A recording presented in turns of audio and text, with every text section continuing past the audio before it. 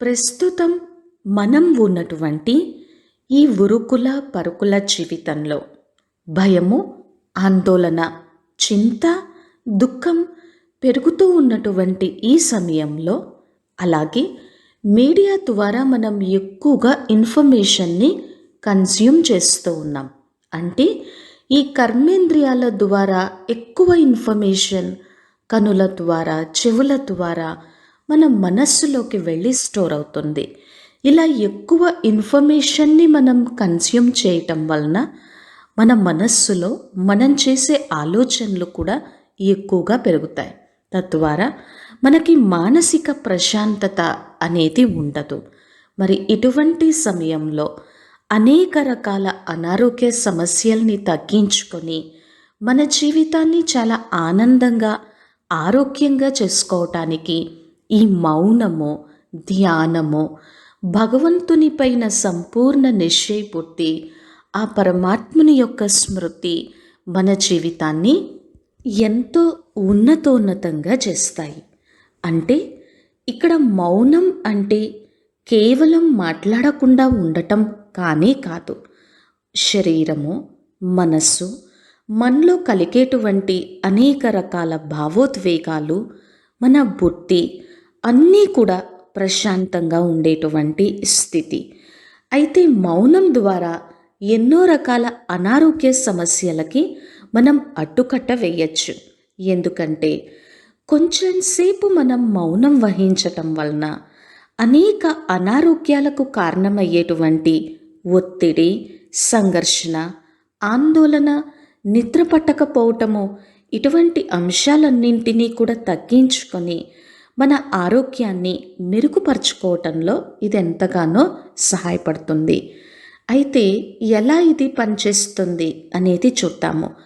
మనం ఎక్కువగా ఆలోచించకుండా ఉండటం వలన, వ్యర్థ సంకల్పాలు, నెగిటివ్ థింకింగ్ ఏమీ చేయకుండా ఉండటం వలన, గతంలో జరిగినవి భవిష్యత్తులో ఏం జరుగుతుందో అనేటువంటి భయాన్ని మనం తగ్గించుకొని మౌనం వహిస్తూ పరమాత్ముని యొక్క స్మృతిలో ఉండటం వలన ముందు మన బ్రెయిన్లో కొన్ని మార్పులు జరుగుతాయి. దానికి ఎంతో విశ్రాంతి కలుగుతుంది.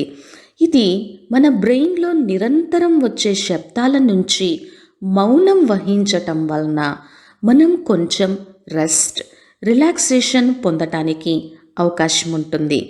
దీనివలన ఏం జరుగుతుంది? ఏ విషయం పైన అయినా, ఏ అంశాన్ని నేర్చుకోవలసి వచ్చినా మనం చాలా ఏకాగ్రతతో దృష్టి పెట్టి నేర్చుకుంటాం. అలాగే ఈరోజు కొంత వయసు వచ్చిన తర్వాత జ్ఞాపక శక్తి తగ్గిపోతుంది. మనం వ్యర్థ నెగిటివ్ ఆలోచనలు తగ్గించి మౌనాన్ని, ధ్యానాన్ని చేయటం వలన జ్ఞాపక శక్తి పెరుగుతుంది. అలాగే ఎన్నో రకాల సమస్యలకి మనం సమాధానాన్ని కానీ, పరిష్కారాన్ని కానీ, నివారణని కానీ తెలుసుకోలేము. కానీ మన మనస్సుని సైలెన్స్ చేసి, రిలాక్స్ చేసి పరమాత్ముని యందు దృష్టి పెట్టడం వలన డెసిషన్ మేకింగ్ క్యాపబిలిటీస్ కూడా పెరుగుతాయి. అంతేకాకుండా సైన్స్ కూడా ఈరోజు చెప్తుంది, కొంచెం సేపు, కొద్ది సమయము రోజు మొత్తంలో మనం అటెన్షన్ పెట్టి మౌనంగా ఉండడం వలన, నెమ్మదిగా మనం శ్వాస తీసుకోవడం ప్రాక్టీస్ చేయటం వలన కార్టిసాల్, ఎడ్రినలిన్ వంటి స్ట్రెస్ క్రియేట్ చేసేటువంటి హార్మోన్స్ని తగ్గించడానికి చాలా అంటే చాలా అవకాశం ఉంటుంది. ఎప్పుడైతే ఈ స్ట్రెస్ హార్మోన్స్ కంట్రోల్లో ఉంటాయో, తక్కువగా రిలీజ్ అవుతాయో, అప్పుడు రక్తపోటు తగ్గటానికి చాలా అవకాశం ఉంటుంది. గుండె పైన అనవసరమైనటువంటి ఒత్తిడి తగ్గుతుంది. తలనొప్పి, టెన్షన్ ఇవన్నీ కూడా తగ్గించుకోవచ్చు. అలాగే మన మనస్సు ఎప్పుడైతే ప్రశాంతంగా ఉంటుందో, ధ్యానం వైపుకి, పరమాత్ముని వైపుకి మనం మొగ్గు చూపుతామో, ఆ ఈశ్వరుని స్మృతిలో ఉండేందుకు మనం సాధన చేస్తామో, మన శరీరంలోని పారాసింపథెటిక్ నర్వస్ సిస్టమ్ అనేది బాగా పనిచేస్తుంది. మనం బాగా ఆందోళన, స్ట్రెస్తో ఉన్నప్పుడు సింపథెటిక్ నర్వస్ సిస్టమ్ యాక్టివేట్ అవుతుంది. తద్వారా హార్మోన్స్ రిలీజ్ అయ్యి గుండె మీద ఒత్తిడి ఇటువంటివి పెరుగుతాయి. కానీ పారాసింపథెటిక్ నర్వస్ సిస్టమ్ మనం ప్రశాంతంగా ఉండటం వలన, ఆలోచనలు తగ్గించుకోవటం వల్లనే యాక్టివేట్ అవుతుంది. తద్వారా గుండె పైన ఒత్తిడి తగ్గుతుంది. డైజెషన్ సిస్టమ్ కూడా బాగా పనిచేస్తుంది. మరి ఎప్పుడైతే ఒత్తిడి, సంఘర్షణ తగ్గుతుందో అనేక రకాల రోగాలను ఎదుర్కొని నిలబడగలిగేటువంటి శక్తి అయినటువంటి ఇమ్యూనిటీ సిస్టమ్, రోగ నిరోధక శక్తి కూడా పెరుగుతుంది. అయితే మనం మౌనం అనంగాల్ని ఏం భయపడాల్సినటువంటి అవసరం లేదు. అభ్యాసంతో మనం దేన్నైనా సాధించవచ్చు. మనం కొన్ని క్షణాలు మౌనం వహించటం వలన ఇంత అనారోగ్యానికి కారణమయ్యేటువంటి అంశాలన్నీ తగ్గించుకుంటూ ఆరోగ్యంగా ఉన్నప్పుడు మనం ఎందుకు మౌనం వహించకూడదు? కొంచెం సమయం ప్రతిరోజు పర్టికులర్గా 10 నుంచి 20 నిమిషాలు లేదా 30 నిమిషాలు మొబైల్ కానీ, టీవీ కానీ, సోషల్ మీడియా కానీ చూడకుండా మన శ్వాస మీద దృష్టి పెట్టి భగవంతుడు, పరంపిత పరమాత్మ, ఈశ్వరుని వైపు ఎప్పుడైతే మన మనస్సుని మళ్ళిస్తామో ఆ తండ్రి యొక్క అనంతమైన సర్వశక్తులని స్వయంలో నింపుకోవచ్చు. అలాగే మనస్సులో వచ్చేటువంటి ఆలోచనలని సప్రెస్ చెయ్యొద్దు, అణిచిపెట్టద్దు. వాటిని గమనించటానికి అటెన్షన్ పెట్టి గమనించి చెక్ చేసుకొని చేంజ్ చేసుకోవటం వలన ఎంతో ఒత్తిడిని, ఆందోళనను తగ్గించుకోవచ్చు. దీని ద్వారా ఏమవుతుంది, మనం మాట్లాడే ముందు కూడా ఏది ఆలోచించి ఇతరులకి ఆనందాన్ని కలిగిస్తామో అటువంటి మాటలు మాట్లాడడానికి అవకాశం ఉంటుంది. అంటే ఈ విధంగా ఒత్తిడి, కోపము, మానసిక అలసట, అధిక రక్తపోటుకి కారణమయ్యేటువంటి వాటినన్నింటినీ కూడా తగ్గించుకొని అనేక రకాల ఇన్ఫెక్షన్స్ను కూడా తగ్గించుకోవడానికి అవకాశం ఉంటుంది. మనం ఎప్పుడైతే నిరంతర శబ్దానికి, ఒత్తిడికి గురి అవుతామో ఈ స్ట్రెస్ హార్మోన్స్ అనేవి రిలీజ్ అవుతాయి. తద్వారా రోగ నిరోధక శక్తి కూడా తక్కువగా ఉంటుంది. అందువల్లనే ఈరోజు ఇన్ని రకాల వ్యాధుల్ని ఎదుర్కోవలసి వస్తుంది. పూర్వకాలంలో ఎంతోమంది ఋషులు, మునులు తపస్సు చేస్తూ, మౌనం వహిస్తూ ఈ సృష్టికి ఎంతో చక్కటి పాజిటివ్, ప్యూర్ వైబ్రేషన్స్ని ఇవ్వటం జరిగింది. ఆ పరమాత్మునితో మనస్సుని జోడించి ఆ అలౌకిక దివ్య పరమానందాన్ని తీసుకున్నారు. మరి అదే భరత భూమిలో పుట్టినటువంటి మనం కూడా మౌనంగా ఉండగలం. మనలో వచ్చేటువంటి అనవసరమైన అధిక ఆలోచనలని తగ్గించుకోగలము. తగ్గించుకోవటం వలన ఆరోగ్యంగా ఉండగలం, ఆనందంగా ఉండగలం.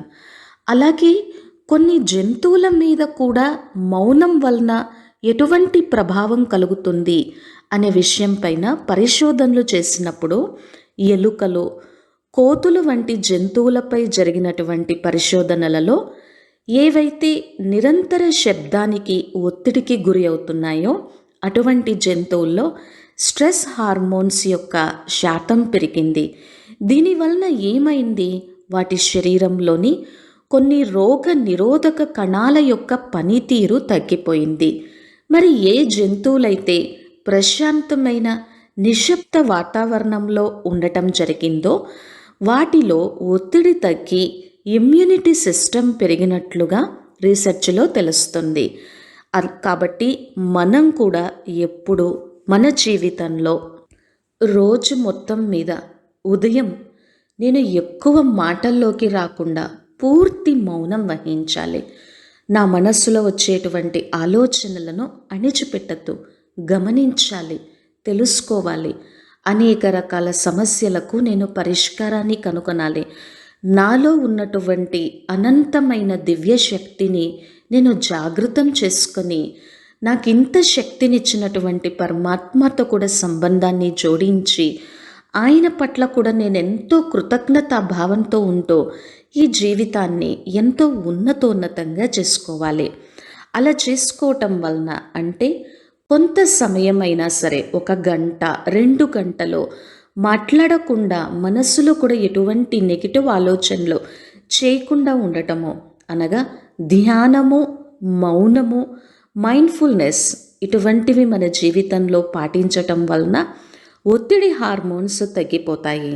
అలాగే కొన్ని అధ్యయనాలలో ఈ న్యాచురల్ కిల్లర్ సెల్స్ వంటి రోగ నిరోధక కణాల యొక్క పనితీరు కూడా మెరుగైనట్లుగా రీసెర్చ్లో తెలుస్తుంది. ఇక క్వాలిటీ ఆఫ్ ద స్లీప్ అనేది పెరుగుతుంది. ఎప్పుడైతే మంచి నిద్రని మనం శరీరానికి అందిస్తామో మంచి రోగనిరోధక వ్యవస్థ కూడా బలపడటానికి ఎంతో అవకాశం ఉంటుంది.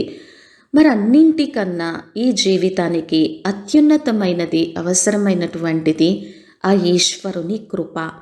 ఆ ఈశ్వరుని కృప ఎప్పుడైతే కలుగుతుందో అనేక దుఃఖాలు తొలగిపోతాయి.